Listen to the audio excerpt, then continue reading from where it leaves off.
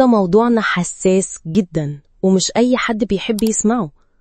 موضوع عن الأهل اللي بيشوفوا ولادهم مجرد حصالة فلوس، اللي مستني ابنه أو بنته يشتغلوا علشان يدوهم مرتبهم أو جزء كبير منه، واللي ساعات بيبقوا مبسوطين بالفلوس دي حتى لو العيال تعبانين أو ماشيين في طريق غلط. هل ده صح؟ هل ده منطق؟ ولا دي أنانية وحرام؟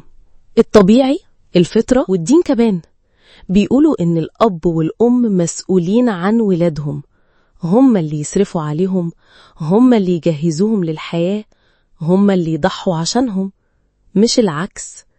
مش الابن ولا البنت اللي يشيلوا البيت مكان الأب أو الأم. طبعا لو الولد أو البنت حبوا يساعدوا أهلهم بطيب نفس، ده شيء عظيم جدا، لكن يكون تطوع مش إجبار.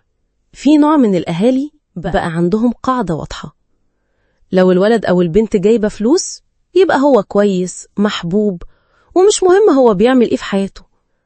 لو الولد سهران بره طول الليل عادي، المهم يجيب فلوس. لو البنت لابسة لبس ضيق أو بتتصرف غلط برضو عادي، المهم تساعد في البيت ماديا. طب فين التربية؟ فين الخوف على العيال؟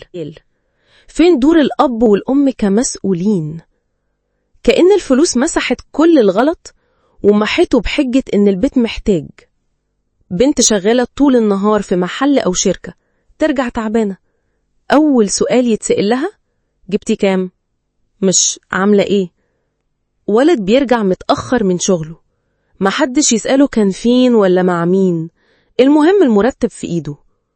ولو يوم من الأيام معهوش فلوس بيتحول في لحظة، يسمع إهانة أو يتشال من الأكل أو يتقاله ملكش لازمة. دي مش تربية، دي تجارة بفلوس عيالهم.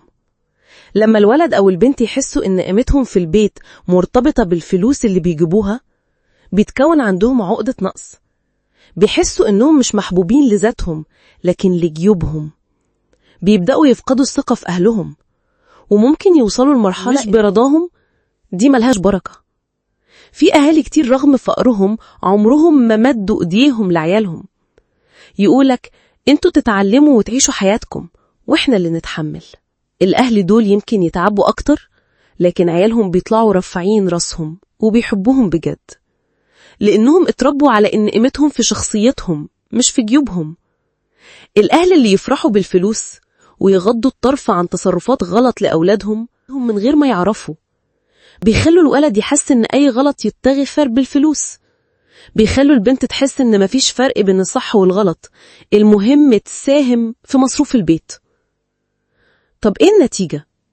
جيل مش فاهم قيمة الأخلاق ولا عارف معنى المسؤولية، جيل اتعلم إنه كل حاجة تشترى بالفلوس. مش معنى كلامنا إن الولد أو البنت ما يساعدوش أهلهم، لأ بالعكس. ولما تبقى معيار الحب والتقدير، هنا المشكلة. المفروض الأهل يكونوا السند لأولادهم، مش عبء على ظهرهم.